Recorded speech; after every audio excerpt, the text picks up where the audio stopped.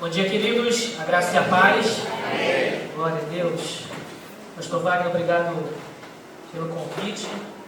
Uma alegria estar aqui com os irmãos, rever alguns irmãos, né? Irmão Jaci, irmã Márcia, Alili, Davi, Marina, Bruno Henrique e Belinha. Acertei, né? Acertei. Glória a Deus. Uma alegria e honra poder ministrar a palavra de Deus. Queridos, antes de eu entrar no texto propriamente dito, está comigo minha esposa, né? A Fabi, está ali quietinha. É a Fabi quietinha mesmo assim. Eu sou mais agitado.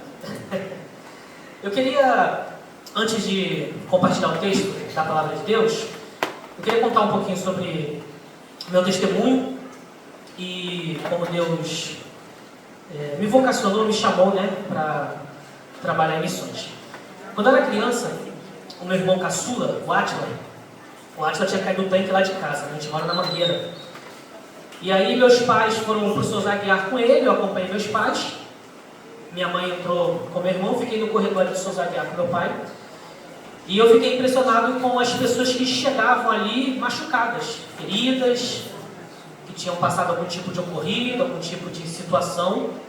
Porém, o que mais me impressionou não eram as pessoas que chegavam machucadas. Era quem trazia as pessoas, os bombeiros. E aí, eu lembro que no meu coração, eu desejei me tornar um bombeiro.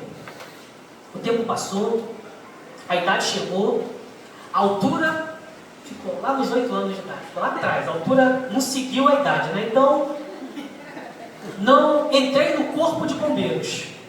Porém, com 21 anos de idade, quando eu me converti, quando Jesus entrou na minha vida, eu entrei no corpo de Cristo. É papel do corpo de Cristo resgatar vidas. É papel do corpo de Cristo ser um hospital.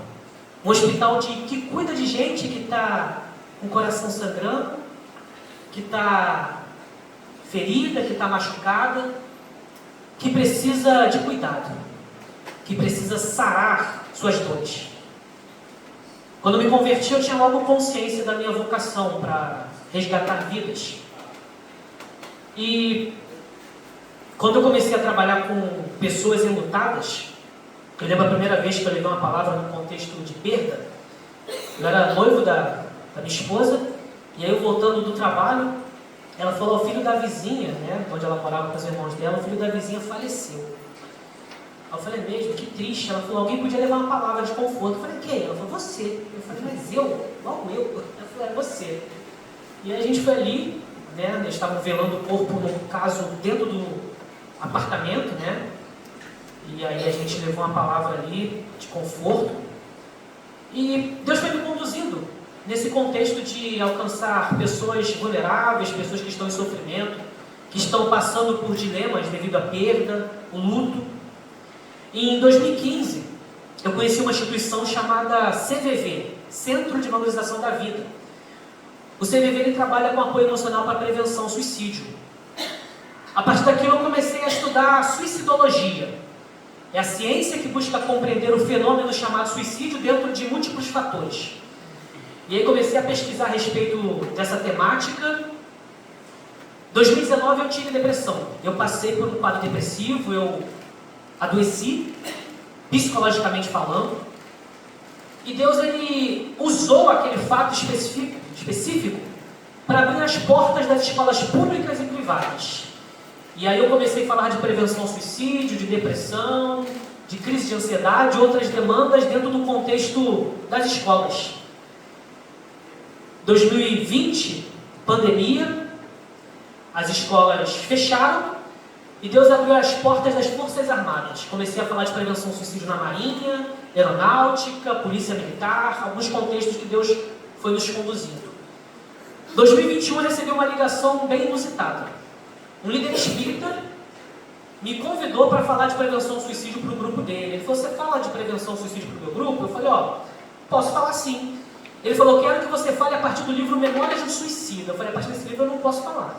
Ele falou: por quê? Porque eu conheço esse livro, e esse livro, segundo a doutrina de vocês, foi psicografado. Eu não entendo assim, eu entendo que a inspiração foi outra. Então vai gerar desconforto. Ele falou: então é melhor não. Eu falei: é melhor não. Ele falou: então fala a partir de como você crê. Falei, beleza, vou falar a partir da verdade que liberta. Falei de prevenção ao suicídio para o grupo dele. Eles ficaram tão felizes que no outro ano me chamaram para falar de reforma protestante e falar da influência evangélica no Brasil.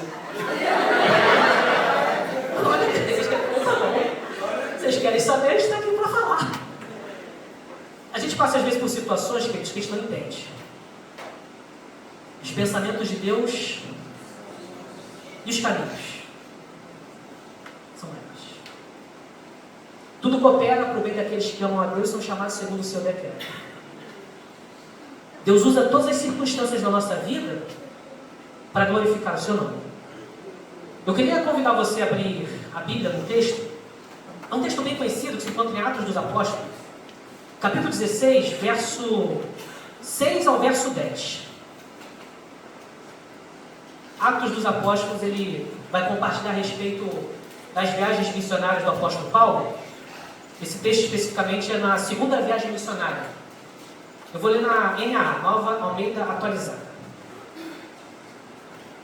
Diz assim, queridos. Atos 16, do 6 ao 10. E percorreram a região frigogálica, tendo sido impedidos pelo Espírito Santo de pregar a palavra na província da Ásia. Chegando perto de Mísia, tentaram ir para Bitínia, mas o Espírito de Jesus não o permitiu. Tendo contornado Mísia, foram a Troade. À noite, Paulo teve uma visão na qual um homem da Macedônia estava em pé e lhe rogava, dizendo: passa a Macedônia e ajuda-nos. Assim que Paulo teve a visão, imediatamente procuramos partir para aquele destino, concluindo que Deus nos havia chamado para lhes anunciar o Evangelho. A primeira viagem missionária de Paulo, a gente pode até dizer que, na verdade, quem estava na liderança era Barnabé. Tanto que Lucas, quando ele vai citar a respeito deles, Lucas sempre vai colocar primeiramente o nome de Barnabé. Barnabé e Saulo, e aí chega um momento que ele vai dizer, e Saulo chamado Paulo, e ele inverte. Ele começa a colocar o nome do apóstolo Paulo antes do apóstolo Barnabé, porque Barnabé também era apóstolo.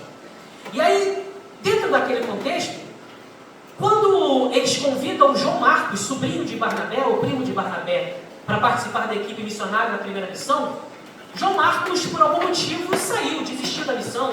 Talvez ele viu que rapadura é doce, mas não é mole, ou seja, missão é algo difícil. Tem desafios, tem conflitos, tem circunstâncias complicadas. E aí João Marcos simplesmente sai. Quando eles vão iniciar a segunda viagem missionária, Barnabé decide convidar João Marcos para voltar para a equipe missionária. Paulo não queria aquilo. E devido a não desejar que João Marcos voltasse para a equipe missionária, ele e Barnabé tiveram um desconforto, e por causa desse desconforto, Barnabé, como João Marcos foi para um caminho, Paulo, por outro lado, chamando Silas, inicia uma segunda viagem missionária. Ele convida um certo jovem chamado Timóteo. Timóteo era filho de mãe judia, sua avó também, e dava um excelente testemunho a respeito da sua vida.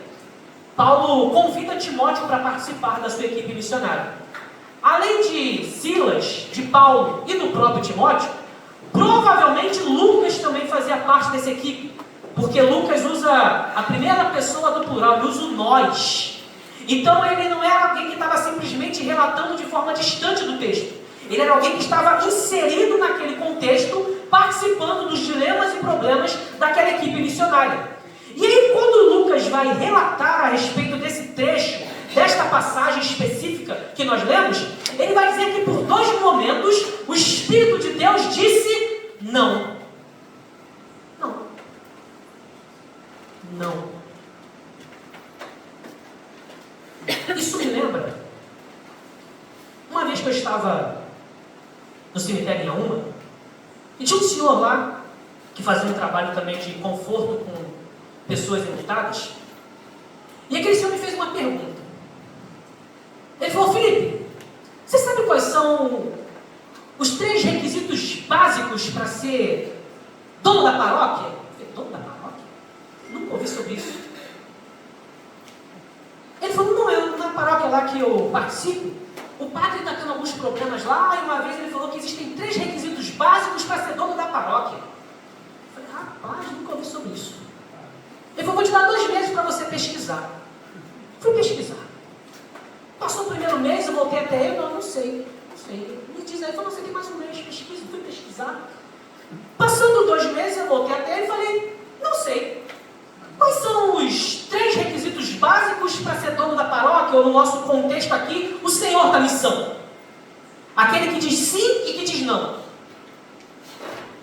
Nasce da Virgem, morre na cruz, ressuscita ao 3º dia. O senhor da missão que diz é por aqui, não é por ali, é nesse caminho e não é por esse, é o Senhor Jesus. Paulo entendeu que a missão, que o propósito, que o jeito de Deus fazer a obra é do jeito que Ele quer. Então quando Deus diz não, é não. Porque Ele é o Senhor da missão. Porque Ele conhece os percursos e os percalços daquele contexto. Ele sabe o que a gente vai passar e se a gente já está em condições de atravessar. Quando o povo de Israel estava saindo do Egito, o escritor de Êxodo vai dizer que Deus não os conduziu pela terra dos filisteus. Por quê? Porque eles não tinham condições de atravessar por aquele desafio. Porque talvez eles fossem pelas terras dos filisteus, eles iam desistir. Indo por um caminho até mais complexo, porém naquele caminho Deus tinha um propósito. Deus tinha algo que estava para além da compreensão deles. Porque Deus não se limita à nossa compreensão deles. Deus não se limita às nossas condições. Deus faz mais do que pedimos ou pensamos. Então o apóstolo Paulo entendeu, junto com a sua equipe missionária, que quem ia dar a direção, quem ia dar o percurso, quem ia fazer com que eles compreendessem por onde ir, quem alcançar, o que fazer, era Deus, o Senhor da missão. Então quando Deus diz para você, não, é não. É não. Quando Deus diz, sai, é para sair. Não vai, é para não ir. Fica, é para ficar. Ele é o Senhor. Porém, Troade, na cidade de Troade, o apóstolo Paulo tem uma visão. Não sonho. Sonho você tem quando está dormindo. Apesar do texto relatar que era noite, Paulo teve uma visão, uma percepção espiritual. Ele viu um homem da Macedônia, ou um varão, dependendo da versão, clamando por ajuda, pedindo: atravessa a Macedônia e vem me socorrer, vem me resgatar, vem me salvar, vem me ajudar.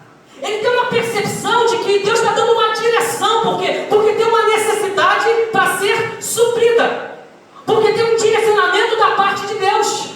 Porque quando Deus diz vai por aqui, é porque tem algo ali ou alguém ali que precisa que você chegue, que precisa que a boa notícia alcance. Então, atravessa a Macedônia. Atravessa. E Macedônia não é terreno fácil, gente. 2 Coríntios capítulo 7, versículo 5 vai dizer: quando eu atravessei a Macedônia, quando eu passei por esse percurso, quando a gente chegou nesse outro lado, a nossa carne não teve repouso. Não é fácil. Eu fui atribulado ou pressionado, medos internos, combates externos. Quando Deus nos chama para uma missão, quando Deus nos chama para o cumprimento de um propósito, a sua humanidade, as suas vulnerabilidades, as fragilidades minhas e suas, porque nós somos pessoas sujeitos às mesmas paixões que Elias, elas estão ali também. Estão ali. Os medos, os receios, os traumas que vão sendo resolvidos no processo.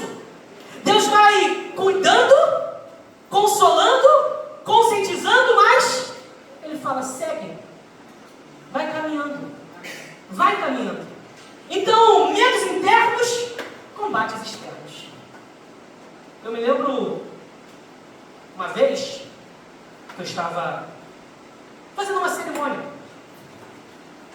e naquela cerimônia uma pessoa de outra religião entrou, e ao entrar ela gerou todo um desconforto para a família. Ela falou: quem foi que te autorizou, rapaz? Quem foi que te autorizou a fazer essa cerimônia? Causou todo um alvoroço ali. Eu consegui contornar a situação.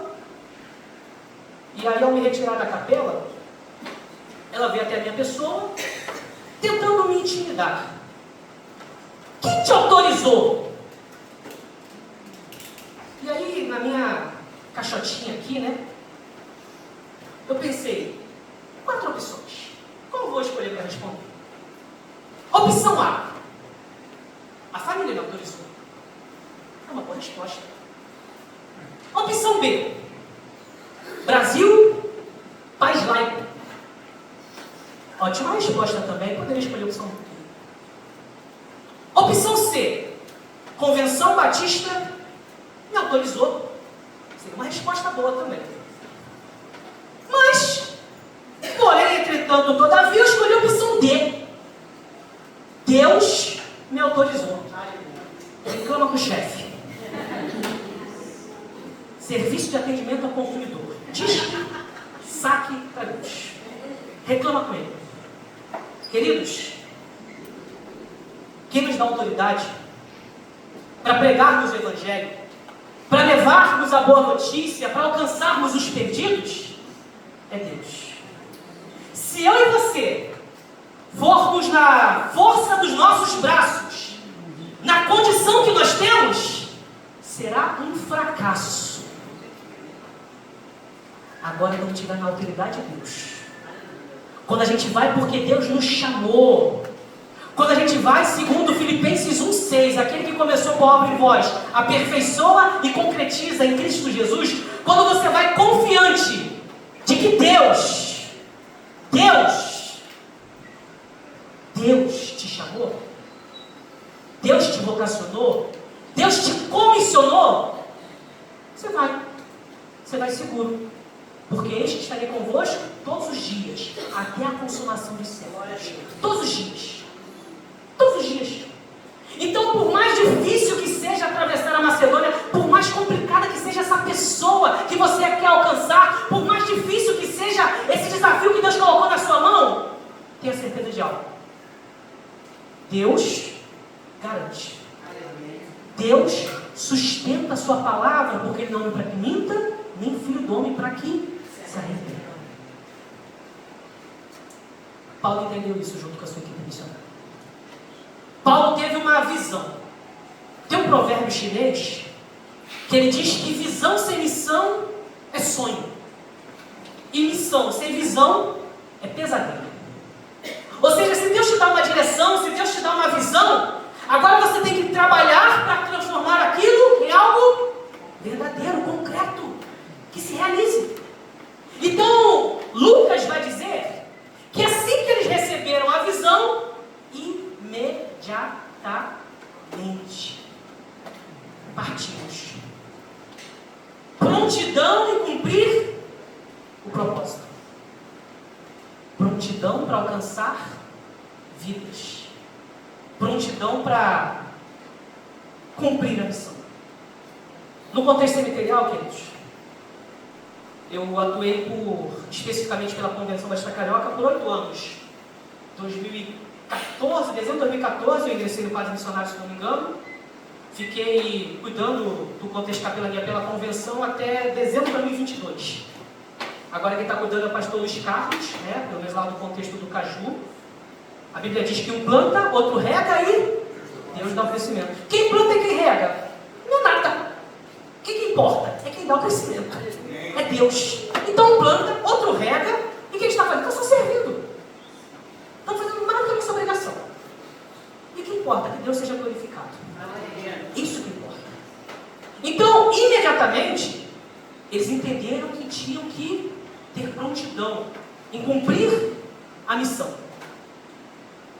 Eu lembro que no contexto cemiterial, queridos, quando eu cheguei ali no contexto pelo menos do Caju, eu fui conversar com o administrador, e aí o administrador falou, só faz uma coisa, não me dá dor de cabeça. Pode deixar, isso aí para mim é fácil. Não vou te dar dor de cabeça. E aí às vezes eu queria fazer alguma coisa, entregar alguma coisa para os funcionários, eu perguntava assim, eu posso entregar esse CD para os funcionários? Um CD de um amigo meu que é evangélico, ele gravou um CD, posso? Ele, quanto que é? De graça. De graça? Pode fazer. Amigo, eu posso entregar esse chocolatezinho aqui no Natal para os funcionários? Ele, quanto que é? Eu falei, vai ser de graça pode fazer. Eu posso entregar esse livrozinho aqui para os funcionários? Quanto que vai ser? De graça tu pode fazer, meu irmão. Se tu não vai me dar dor de cabeça, não vai tirar dinheiro da gente, pode fazer tudo. De graça recebei? De graça. A sociedade quer ver a graça de Deus, na graciosidade que cada um de nós temos. A sociedade quer prontidão para que nós sejamos graciosos com ela. Tem um livro chamado Sociedade do Espetáculo. É uma sociedade que está cansada, esgotada. Tem um livro que pergunta por que policiais se matam e fala que aqui na PM no Rio de Janeiro ocorrem muitos casos de suicídio. Sabe por quê? Porque estão cansados, estão esgotados. É uma sociedade que não aguenta mais ser pressionada. É uma sociedade que quer ouvir uma boa notícia, quer conhecer esperança. Então a terra geme, esperando a nossa prontidão em ir, em anunciar, em proclamar, em evangelizar, em apresentarmos o Deus único e verdadeiro. Queridos, Deus nos chamou. Como Lucas vai dizer, a missão é nossa. Lucas podia escrever dizendo, Paulo teve a visão, e foi. Foi ele, Timóteo, o Silas, não. Eu participo. Eu estou inserido no cumprimento da vocação da igreja. No cumprimento do propósito do corpo de Cristo, que é resgatar vidas. Essa semana, acho que quarta-feira, 17. Sexta-feira, foi sexta ou foi quinta? Me ligou um irmão que ele faz missões em escolas, né? Ele vai em várias escolas, no momento de almoço. Eu lembro que uma vez quando ele me chamou para falar de pregação ao suicídio, ele falou, Felipe, a diretora é macumbeira. Eu falei, mas eu não tenho problema com isso não. Não tem problema nenhum. Ele falou, não, ela falou que quer que você pregue o evangelho. Ela quer que você fale de Jesus mesmo para os adolescentes. Eu falei, beleza, isso mesmo que eu quero também. Tá, beleza. Aí ele, acho que quarta-feira, se eu não me engano agora, me chamou para ir falar, acho que no Complexo do Alemão, ou no Chapadão, que é na próxima quarta, alguma escola aí. Ele falou, tu vai, filho? Eu vou, mas não quer falar com prevenção do suicídio, não quer falar o quê? Bullying, briga, porque estão brigando demais. Estão brigando demais, as crianças. Os professores não estão aguentando. Os professores não estão aguentando que as crianças estão assim, agitadas lá, os adolescentes. Tu vai, filho? Eu vou. Claro que eu vou. Tem que ir. Ai de mim se eu não for. Vou sim. Prontidão, queridos. Deus nos chamou para alcançar vidas. Deus nos chamou para ir. Pregar o evangelho a toda criatura. Ir e fazer discípulos. E indo, fazendo discípulos, anunciar que o nosso Redentor vive. Quando o apóstolo Paulo atravessa a Macedônia, o evangelho chega na Europa. O evangelho consegue chegar num outro continente. Devido a ele dizer sim para o chamado de Deus, e quando Deus disse não, ele dizer sim para o não de Deus, o evangelho chegou no continente europeu. E aí o evangelho também chegou até nós, queridos. Então quando a gente diz sim para a direção de Deus, pessoas vão ser alcançadas. Quando o apóstolo Paulo chega na cidade de Filipos, tinha uma mulher chamada Lídia, vendedora de púrpura. E ela, na sua casa, tinha um grupo de oração, podemos dizer assim. Então sabe o que o apóstolo Paulo foi fazer? Procurar um lugar para orar. Sabe por quê? No contexto ali do apóstolo Paulo, principalmente nas cidades gregas, geralmente eles colocavam um altar ao Deus desconhecido. Por quê? Eles ficavam com medo de esquecer alguma divindade. E de repente, por esquecer de adorar a divindade tal, eles tinham medo de que aquela divindade se revoltasse contra a cidade deles. Então, geralmente, tinha um Deus desconhecido. E o apóstolo Paulo, quando chegava em algum local, ele buscava isso, buscava de forma estratégica. Qual é a estratégia que eu vou usar nesse local? Opa, tem um lugar de oração, é por ali que eu vou. Não, ó, tem um altar aqui, é o Deus desconhecido. Opa, isso aí que eu vou utilizar para anunciar o Deus verdadeiro. Em missiologia a gente chama de fator Melquisedeque. Tem um livro sobre isso. Fala que quando você consegue fazer a leitura da cultura para você apresentar o seu Deus. Certa vez, teve um casal não evangélico, que aí chegou para mim e perguntou: Pastor Felipe, a gente vai casar? Você tem como levar uma palavra no dia da festa do nosso casamento? Eu falei: tem. Aí conversei com eles.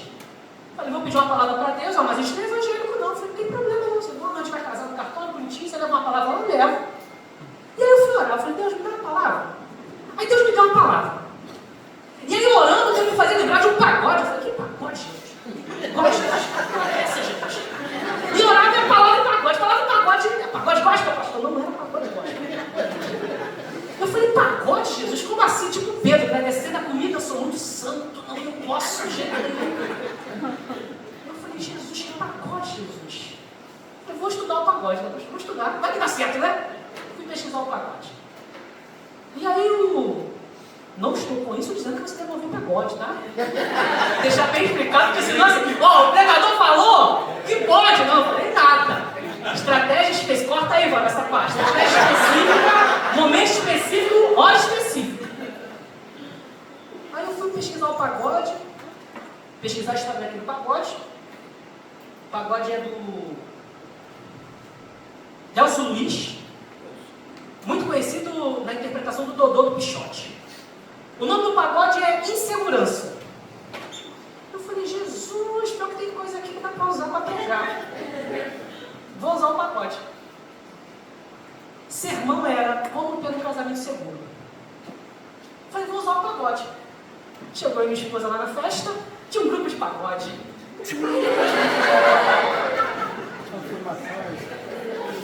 Agora aí, ó, que beleza. Grupo de pagode. Deus me deu uma mensagem que dá para linkar com o pagode. Aí passaram a palavra. Falei: irmãos, não, né? Não é irmãos, queridos. Deus me deu uma mensagem para a gente compartilhar aqui. E me fez lembrar de um pagode. Esse grupo aqui não cantou o pagode ainda hoje, não. O pagode a gente não cantou ainda. Comecei a recitar o pagode. Cantou o pagode? Não cantei, recitei. O pagode me deu 3 princípios para ter um casamento seguro. Tem um momento no pagode que ele diz assim: eu serei fiel à nossa relação. Aí eu falei: quer ter um casamento seguro? Fidelidade. Porque o pagode, muito conhecido, diz: serei fiel. Eu vou ser fiel. Então assim, fidelidade. Eu estou falando algo que a Bíblia diz e que o pagode diz também. É um pagode conhecido. Então assim, ó, fidelidade. Esse pastor não está de problema não. Segunda coisa, aí o pagode diz: ó, essa noite eu percebi que você demorou para dormir, caminhou pela casa, ligou a TV, eu ouvi você sussurrando baixinho para não me acordar. Eu falei: segunda coisa que o pagode diz: fraternidade, companheirismo. Ela estava preocupada em não acordar ele, e ele estava preocupado com o choro dela baixinho. Quer ter um casamento seguro? Seja amigo um do outro. Tenha companheirismo. Tenha fraternidade. Amor eros, primeiramente, depois amor filéu, fraternal. Só que tem uma parte do pagode que ele falou: pelo amor de Deus, se for insegurança, eu falei tudo que eu queria. Pelo amor de Deus. Quer ter um casamento seguro? Só amor ágape. Só amor incondicional de Deus. É esse amor que traz segurança para a gente. Então, queridos, a gente quer que eles ouçam a respeito da mensagem que nós temos. Mas nós precisamos saber qual é a mensagem que eles já têm. Quais são as pegadas que eles já têm a respeito de Deus. O que na cultura deles nós podemos usar para pensar e apresentar o cristianismo. O que eles sabem sobre Deus? William Carey, missionário que rompeu com as barreiras transculturais, quando ele chegou na Índia, existia um tipo de prática chamada sati. Quando o esposo falecia antes da esposa, a esposa era cremada viva junto com o corpo do marido. Sabe como é que ele combateu isso? Não foi com a Bíblia. Porque se ele fosse usar a Bíblia, eles iam rejeitar. Ele estudou a religião deles. ele conseguiu convencer as autoridades locais de que aquela prática era contra a própria religião deles. Se tornou ilegal aquele tipo de prática. Ele usou a cultura para apresentar um princípio de Deus, a vida.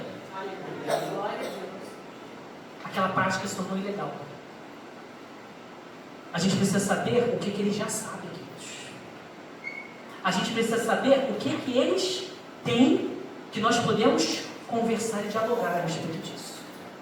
Ah, mas eu tenho um local de oração.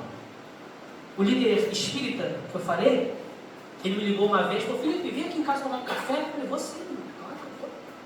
Fui lá tomar café com ele. Eu falei: Jesus, que ele peça para mim orar.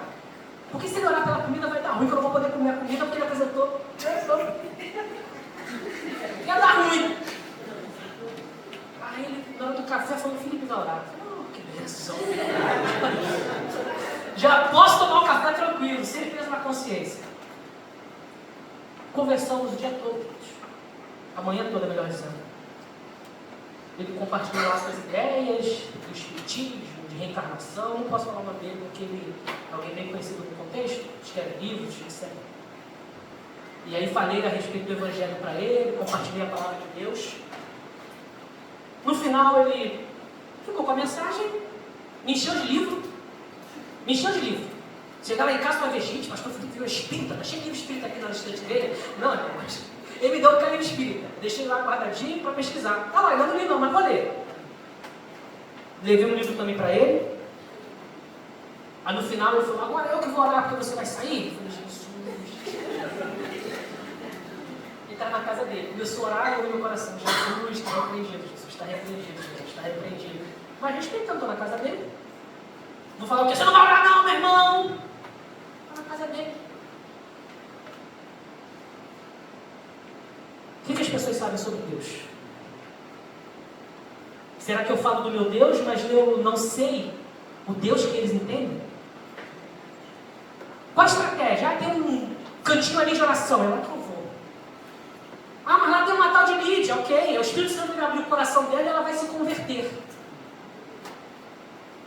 O apóstolo Paulo passou por enfrentamentos espirituais, queridos.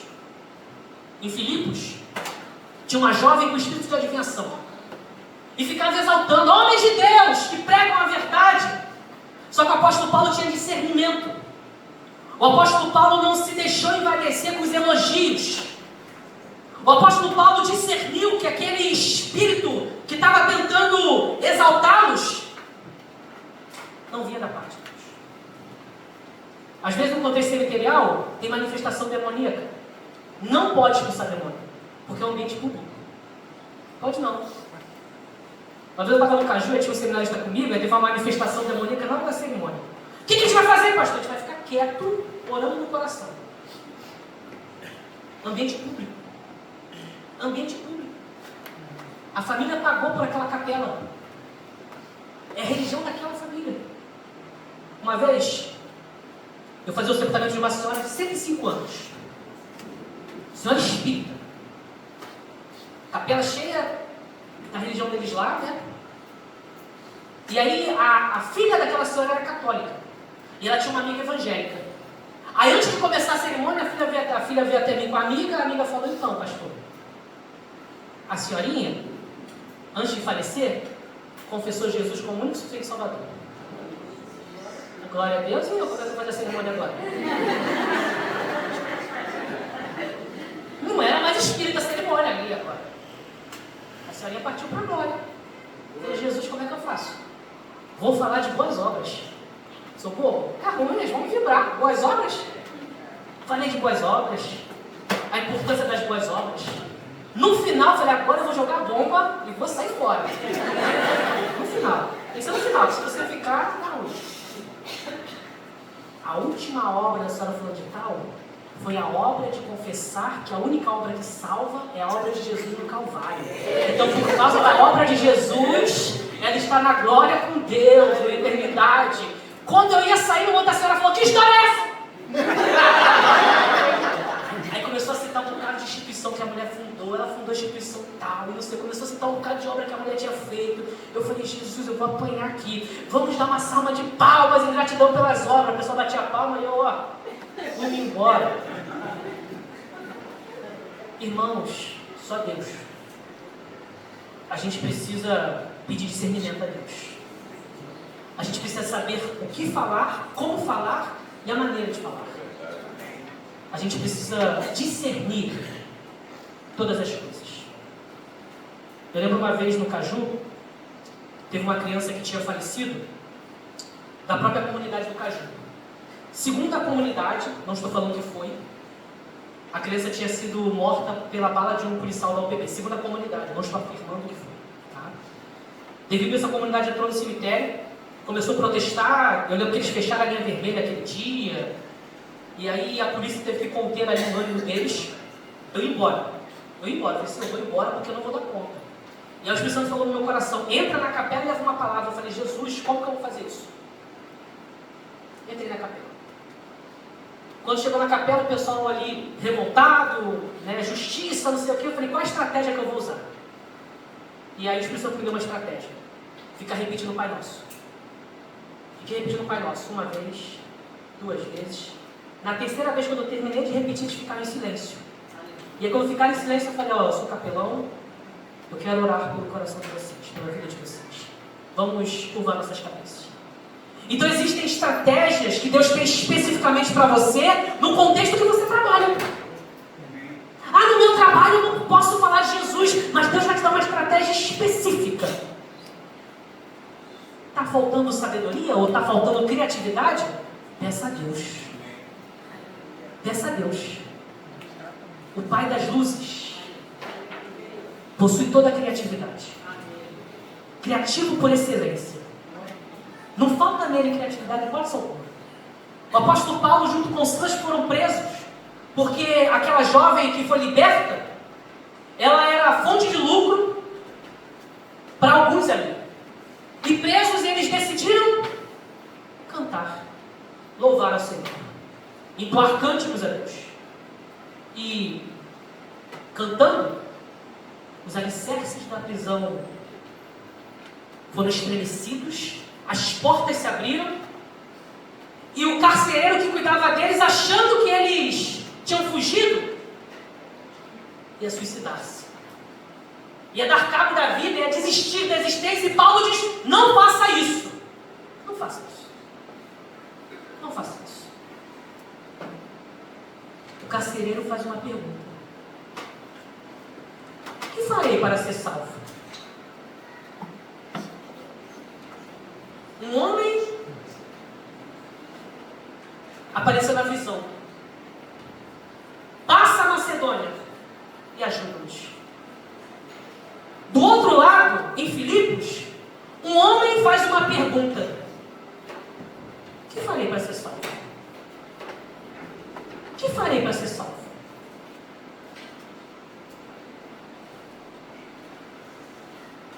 Quando Deus te direciona para um local, quando Deus te conduz para uma situação, quando Deus te leva a algum lugar, é porque ela já tem o coração preparado. É porque ela já tem uma situação específica.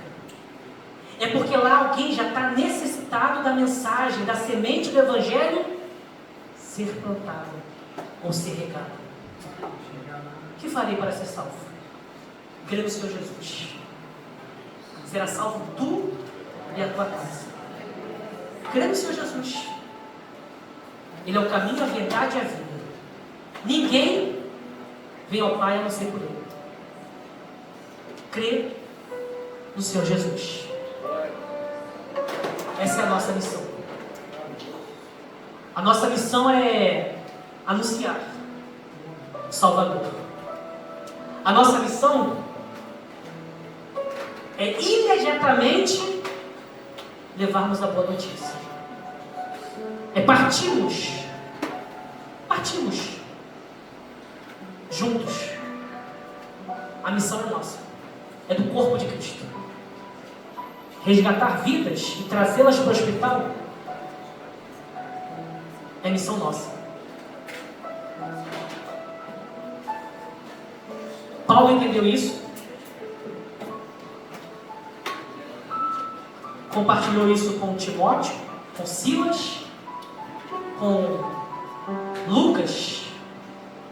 E juntos eles foram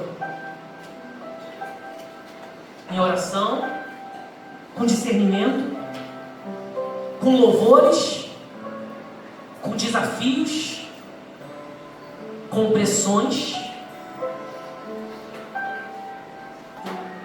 E o Evangelho chegou até mim e você. O Evangelho chegou até nós, queridos. Porque alguém disse sim para quando Deus disse não. Porque alguém disse sim para quando Deus deu a direção. Então, quando Deus disser para mim e para você não, você diz sim, Senhor. É porque não é não.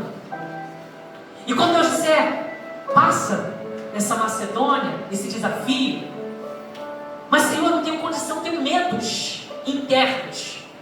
Senhor, eu tenho lutas externas. Mas o Deus que consola os abatidos nos consolou com a chegada de Tito. A ajuda que nós precisamos, Deus sempre tem para nós. Porque a missão é nossa. O chamado é nosso. É para o corpo. É para a igreja. Porque o cabeça e o Senhor da missão é Cristo. Vamos ficar de pé em nome de Jesus.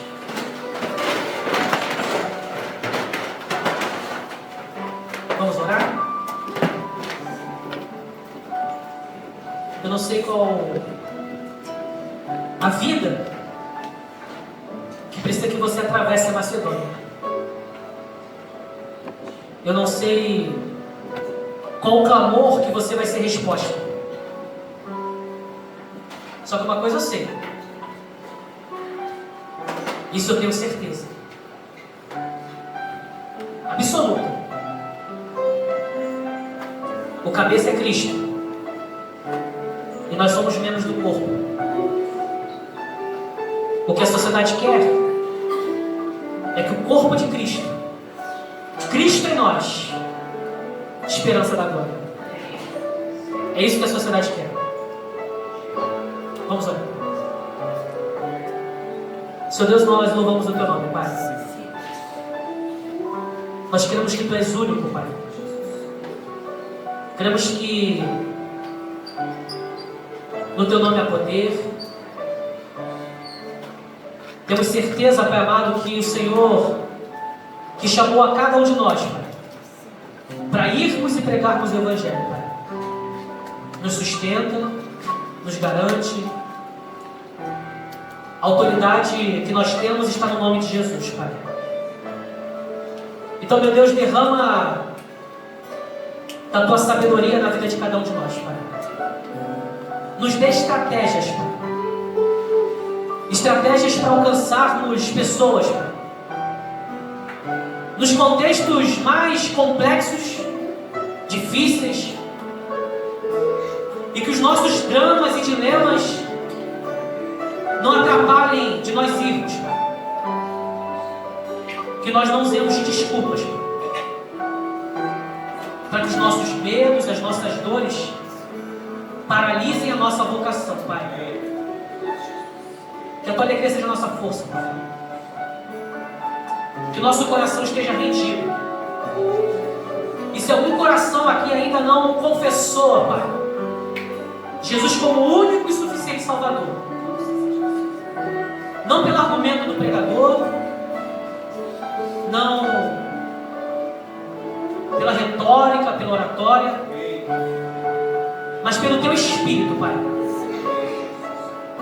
Convence da justiça, do juízo e do pecado. E consola com a segurança da salvação, Pai. Com a certeza de que só o Senhor é Deus, Pai. E quem crê no Senhor Jesus será salvo. Em nome de Jesus, Pai. Faça mais do que pedimos ou pensamos, Pai. Desperta-nos, Pai, para pregarmos o Evangelho a toda criatura.